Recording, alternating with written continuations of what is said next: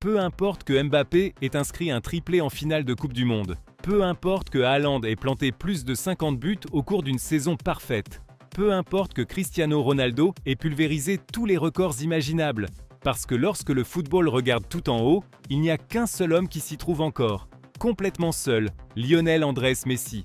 Pendant des années, on a parlé de rivalité, de poursuite, de débats sans fin. Mais la vérité a toujours été la même. Pendant que tout le monde essayait de le rattraper, Messi était déjà bien trop loin. Aujourd'hui, à 38 ans, le temps gravé sur son visage et l'histoire pesant sur ses épaules, Messi entre encore sur une pelouse, comme si c'était un cadeau. Chaque match a une saveur différente. Chaque touche de balle ressemble à un souvenir qui se déroule en temps réel, parce que nous savons que nous regardons les derniers chapitres du plus grand footballeur de tous les temps, et c'est pour ça qu'avant que la fin n'arrive, il est temps de revenir sur la route qu'il a transformée en légende absolue. Aujourd'hui, nous allons parcourir les 8 ballons d'or de Lionel Messi. Pas comme de simples trophées, mais comme les chapitres d'une histoire impossible à répéter. L'histoire du joueur qui a changé le football pour toujours. 2009, le premier ballon d'or, le début d'une dynastie. La saison 2008 à 2009 n'était pas une saison comme les autres. C'était le point exact où tout a basculé. Messi avait 21 ans et venait de recevoir le maillot le plus lourd du Barça, le numéro 10. Le même que Ronaldinho avait porté, l'idole, le magicien, le symbole qui avait ramené la Juida au Camp Nou. La question était inévitable. Messi était-il prêt à porter cet héritage? Puis Pep Guardiola est arrivé pour sa première saison à la tête de l'équipe première. Un jeune entraîneur aux idées révolutionnaires qui a tout misé sur un gamin petit, discret, presque timide hors du terrain, mais totalement inarrêtable quand le ballon touchait son pied gauche. Ce Barça s'est mis à jouer un football que le monde n'avait pas l'habitude de voir. Possession, pressing, vitesse, précision. Et au centre de tout, il y avait Messi. Les trophées ont commencé à tomber les uns après les autres. La Liga, la Coupe du Roi et enfin la Ligue des Champions. La finale se jouait à Rome. Barcelone contre Manchester United, Guardiola contre Ferguson. Et surtout, Messi contre Cristiano Ronaldo. Le monde s'attendait à un duel physique, direct. Mais Messi a décidé de gagner par les airs. 70e minute. Xavi lève la tête et centre. Et l'impossible se produit. Messi, le plus petit joueur sur le terrain, s'élève au milieu de défenseurs bien plus grands et place une tête parfaite, en cloche, hors de portée de Van der Sar. Le ballon finit au fond, le stade explose. Et le football reste sans voix. Ce but n'était pas seulement le 2-0 d'une finale, c'était un message.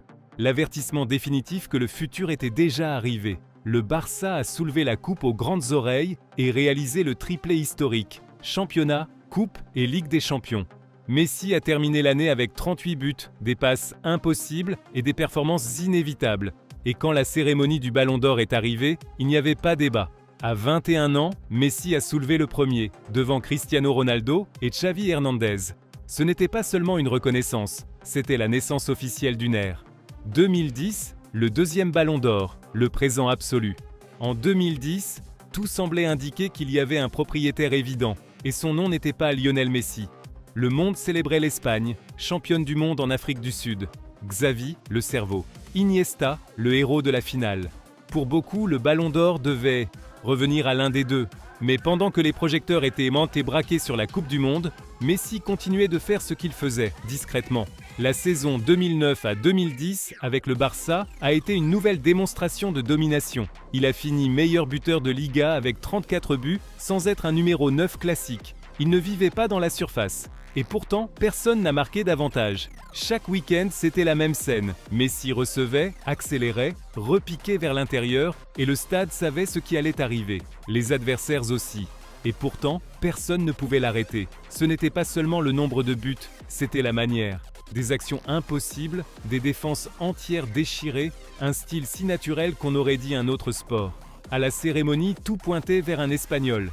Même Messi semblait l'accepter. Mais quand le présentateur a prononcé « Lionel Messi », le monde s'est figé.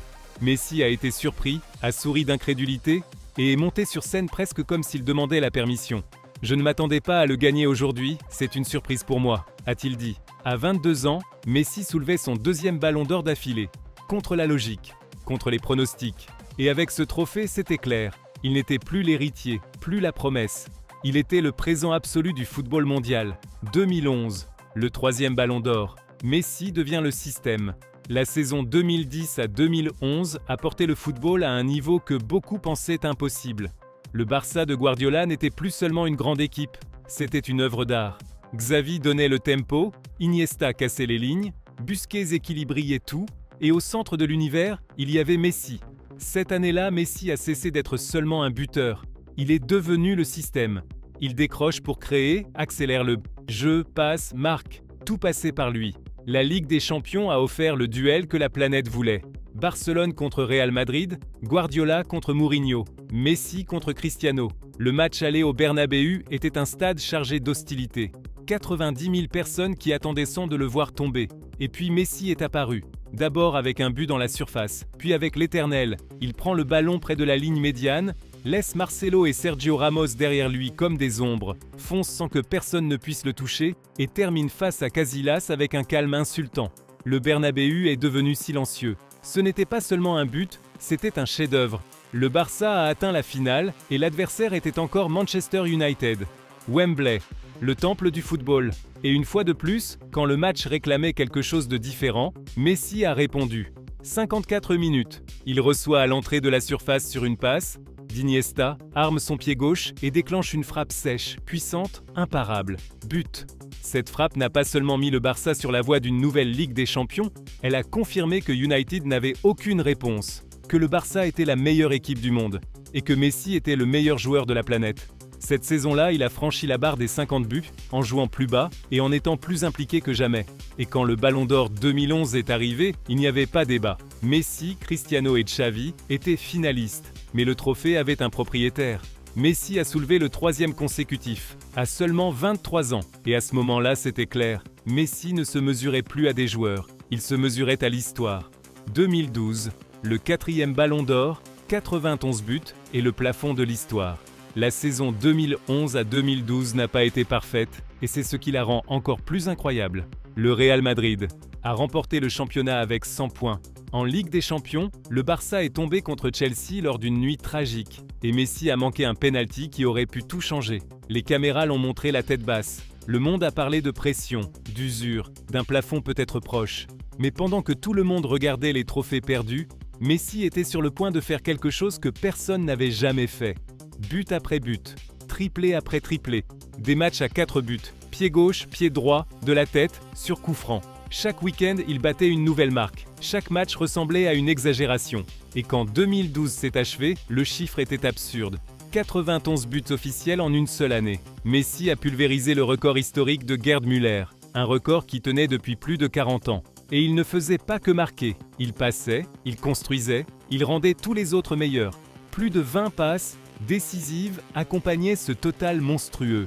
Quand le Ballon d'Or 2012 est arrivé, il n'y avait pas débat. Messi a gagné avec une marge écrasante, plus de 40% des votes, et a soulevé son 4e Ballon d'Or consécutif. 4 de suite. Personne ne l'avait fait. Ce trophée n'était pas juste un de plus, c'était un couronnement. Messi avait brisé le plafond de l'histoire. 2013 à 2014, la chute, blessure, coup est l'image la plus triste. Après l'impossible est venue l'usure. 2013 a marqué un début inconnu. Le corps a commencé à dire « assez ». Blessure musculaire, ischio-jambier, match à moitié. Et quand Messi n'était pas à 100%, Barcelone en souffrait aussi. En Europe, le choc a été brutal. Le Bayern a écrasé le Barça 7-0 sur l'ensemble des 2 matchs. Messi a joué diminué, loin de son meilleur niveau. Et pendant ce temps, Cristiano volait. La cérémonie du Ballon d'Or 2013 a été un tournant. Cristiano ici Pexa soulevé le trophée. Pour la première fois depuis des années, Messi regardait d'en bas. La presse a été impitoyable. Fin de cycle, Messi n'est plus le même. Une nouvelle ère commence. Et 2014 a apporté une douleur encore plus profonde. La Coupe du Monde au Brésil. Messi a porté l'Argentine, a mené l'équipe jusqu'en finale, a dirigé en silence. Mais au Maracanã, le rêve s'est brisé. L'Allemagne a marqué en prolongation et l'Argentine est restée sans la coupe. Messi, marchant seul avec un regard perdu, est devenu l'une des images les plus tristes du football moderne. Le trophée de meilleur joueur de la Coupe du Monde n'a refermé aucune blessure. La coupe était la seule chose qui comptait. Et elle s'est échappée. Cette même année, Cristiano a gagné un autre Ballon d'Or, porté par la Ligue des Champions avec le Real Madrid. La balance semblait pencher. Beaucoup ont cru que le règne était terminé.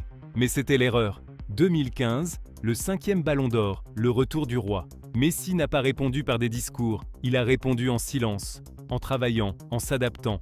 Et il est revenu. Mais il n'est pas revenu pareil, il est revenu meilleur. La saison 2014 à 2015 a montré un Messi plus mûr, plus intelligent, moins obsédé par le but, et pourtant plus létal que jamais. Il n'avait plus besoin de marquer à chaque fois. Désormais, il faisait jouer tout le monde. À ses côtés, deux partenaires parfaits. Neymar, le déséquilibre pur.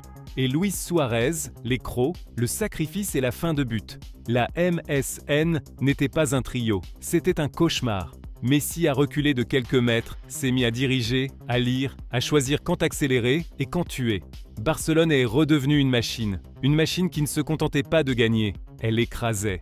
Les trophées sont arrivés, la Liga, la Coupe du Roi et une autre Ligue des Champions. La finale de Coupe a, laissé une image éternelle. Messi est parti du milieu de terrain, a éliminé les défenseurs un par un et a conclu d'une frappe de gauche impossible. Mais le moment planétaire est arrivé en demi-finale de Ligue des Champions contre le Bayern. Guardiola est revenu au Camp Nou en adversaire. Et Messi a décidé de rappeler à tout le monde qui était aux commandes. D'abord une frappe sèche du gauche, impossible pour Neuer. Puis l'humiliation, une feinte qui a cloué Boateng au sol et une petite balle piquée douce, presque cruelle, au-dessus de Neuer qui se jetait désespérément. Cette action est devenue virale en quelques secondes. Ce n'était pas seulement un but, c'était une déclaration. Le Barça a atteint la finale et a battu la Juventus. Un autre triplé. Messi a terminé avec 58 buts et 27 passes décisives. Et quand le Ballon d'Or 2015 est arrivé, il n'y avait pas débat. Messi a soulevé le 5e. Ce n'était pas seulement récupéré. Le trône, c'était prouvé que même après être tombé, il restait un cran au-dessus de tous. Le 6e Ballon d'Or, le meilleur même dans la chute. 2019 semblait écrit pour d'autres. Modric avait brisé l'hégémonie. Van Dijk avait mené Liverpool au titre européen. Cristiano continuait d'empiler buts et trophées. Beaucoup pensaient que l'ère Messi était déjà derrière lui. Mais Messi jouait un autre match. La saison 2018 à 2019 du Barça était irrégulière et fragile. L'équipe dépendait de lui plus que jamais. Et Messi a répondu en portant tout. Meilleur buteur de Liga avec 36, meilleur passeur avec 17. Leader absolu. En Ligue des Champions, le Barça a atteint les demi-finales. Et puis, il y a eu Anfield. Après le 3-0 au Camp Nou, on croyait que c'était réglé. Mais en Angleterre, tout s'est effondré. Liverpool est revenu et Barcelone s'est désintégré. Messi a marché sur la pelouse avec un regard perdu. Il avait tout fait. Et ce n'était pas assez. Beaucoup ont pensé que cette défaite le condamnait. Mais même avec cette blessure, ses chiffres étaient écrasants. Meilleur buteur de la Ligue des Champions avec 12.